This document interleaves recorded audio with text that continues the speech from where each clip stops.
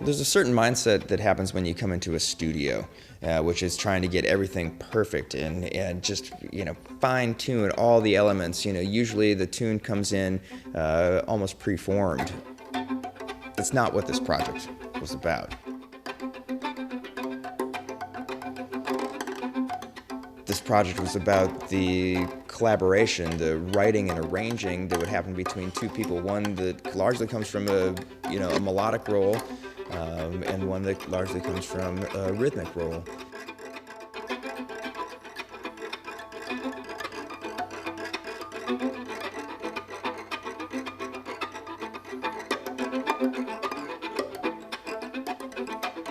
Kenny Malone and I have had a lot of different experiences together, traveling on the road from time to time, playing at festivals and also playing on different folks' records. He brings such a wonderful, warm, and personal vibe to every musical situation that I've ever been in with him. He talks about emotion in music all the time, and he really looks for the feeling and the groove. And those are things to me that I can trust.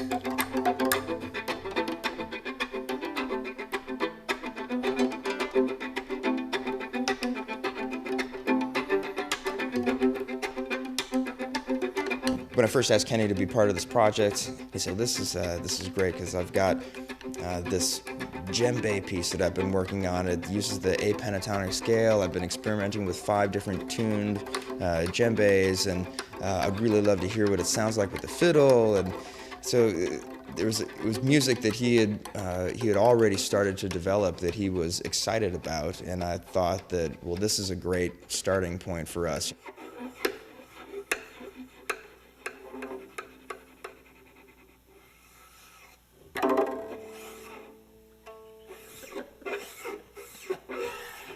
Man. That sounds really cool. Yeah, it does. Yeah. It's fun. It's nice.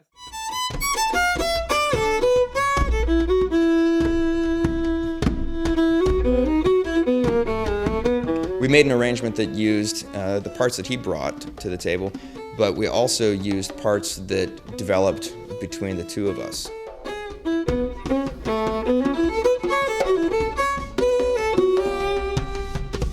So I like, I don't know if it sounds... Yeah, it was wonderful seeing what you were playing, Yeah, so for what I was doing was more like a D minor. Instead of instead of the B minor, I was playing like a 4 minor. We experimented with the different sounds and notes and combinations that would happen when we would hit more than one drum at a time. Because these djembes are tuned to pitch, it really dictated to me harmony. Well,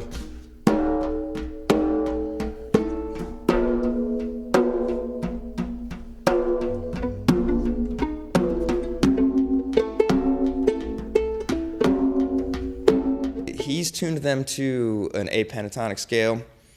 However, there are other notes that are involved. The drums resonate at more than just those notes. And that was a real discovery for both of us. We knew that they were there, but we hadn't really examined what those notes were. Just play that drum for...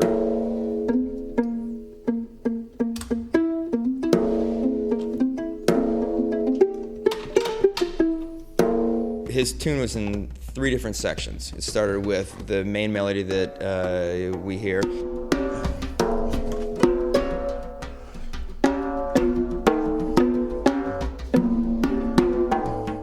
I like that.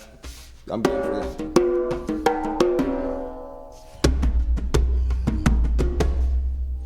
and then 5. And then it went to his lowest drum, and then it had a part where he went to his second lowest drum. And that was pretty much the structure that he had. And then F sharp minor. for a while. I learned the melody that he had already started, and I thought, well, maybe I'd like to hear the phrasing be like this. Let me back up. Let's go to talk about the melody again. So, I like to hear it like that. So Okay. Straight. Yeah.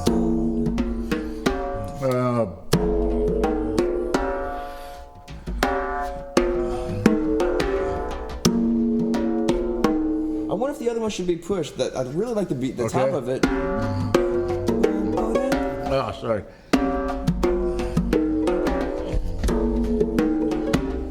Yeah.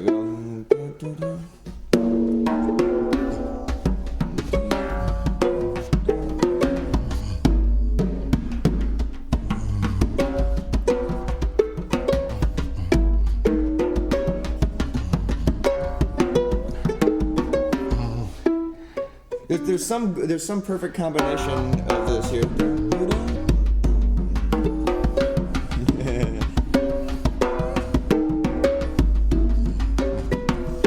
See. I think I see. So the ending is straight. I want it to feel like we have a destination, we have a little journey that happens, and then it feels like we've come to a conclusion.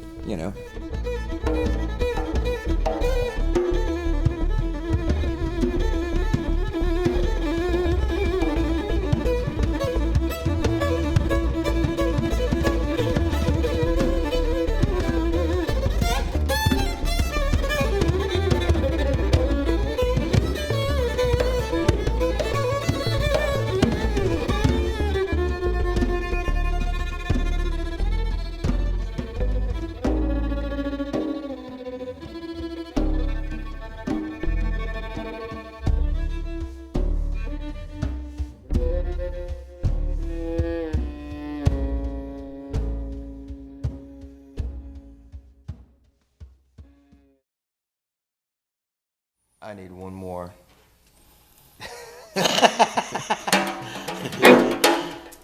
Focus.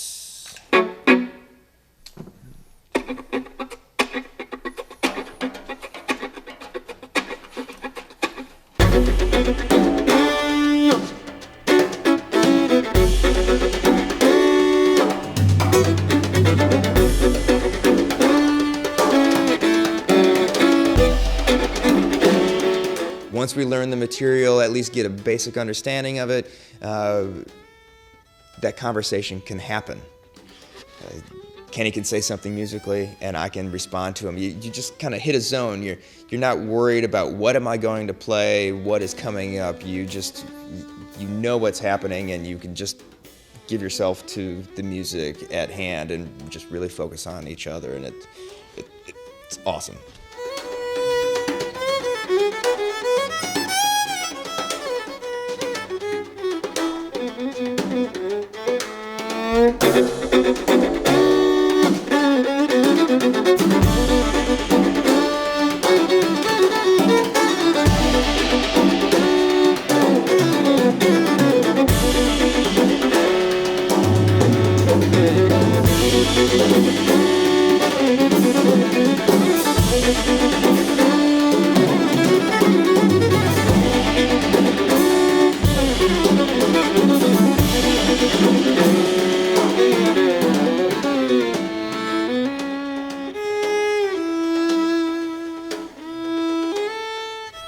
Another thing that was really special for me was getting the opportunity to talk to Kenny at length about his past and his present.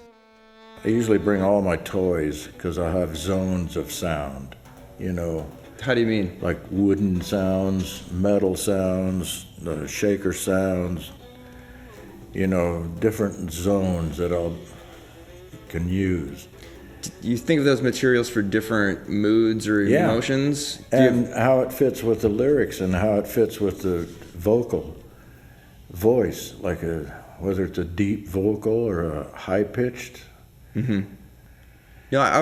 One of the early sessions that I was able to do with you, I think it was with Tim O'Brien, Yeah. And I remember you asking to see the lyrics, and I mean, I had never asked to see the lyrics. Yeah. You know, and here, you know, you were here and you were asking to see that. I was like, wow, Kenny's looking at the lyrics. Maybe I should start looking at some lyrics for the tunes too. It's You something know, I learned. Yeah. You know, when I discovered it, it was like so simple. I never heard the lyrics to a song before I came to Nashville. Mm-hmm. I was into jazz and classical music, and you know, I knew all that stuff inside and out, but I never paid any attention to the lyrics of the songs. Each vocalist was like a horn, Mm-hmm. another horn that could change sibilances, and they could change vowel sounds, but it was all a melodic form, you know, Right. like a horn. I've had the same issue or same situation for me, and I could think of myself as an instrumentalist first. Yeah.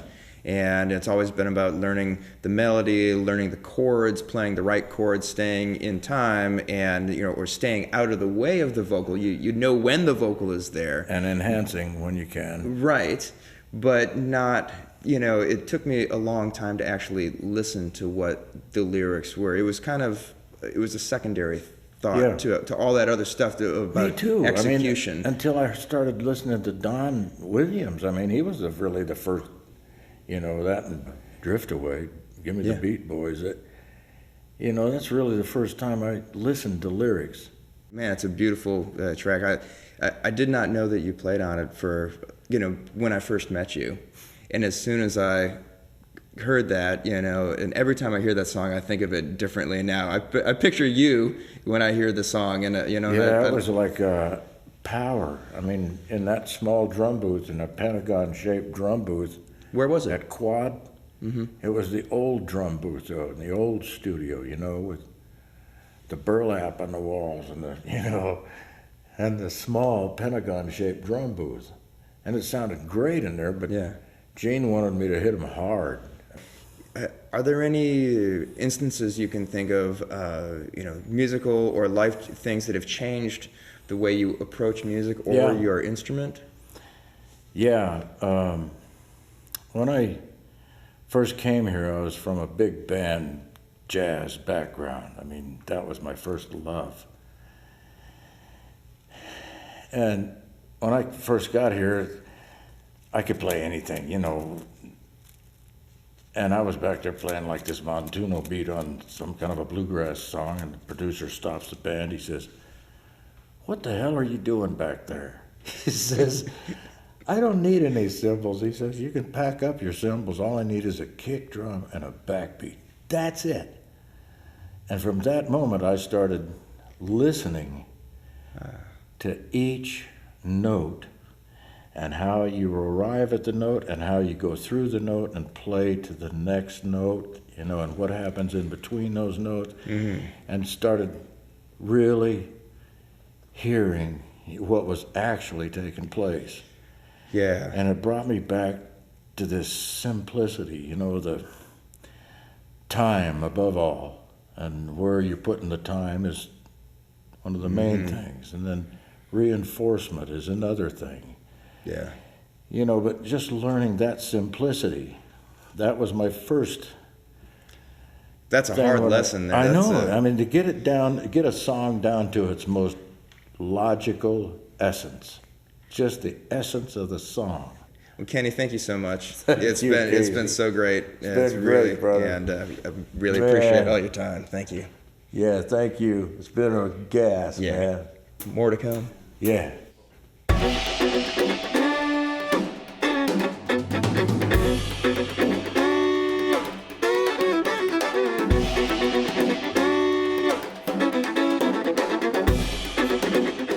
I didn't know what to expect from these last 2 days. This was way more than I expected.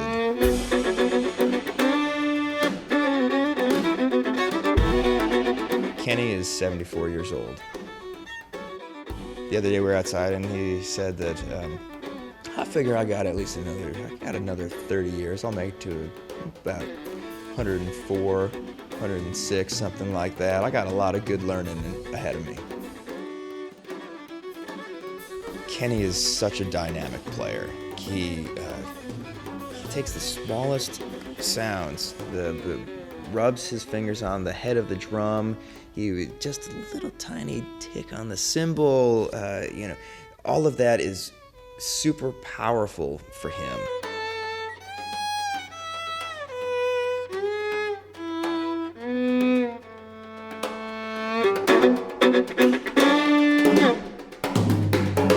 At this point, what's going to end up happening is I'm going to comb through everything that we've got, and I'm going to listen for gems of experiences, hopefully things that I remember as being really special when they happened here. I hope when I hear them, they remind me as being as special, and I can't wait to share them and find musical output for them. And I'm also going to listen to the music they were recorded, the full pieces, and get those to a place to, listening quality to hand out and share with people.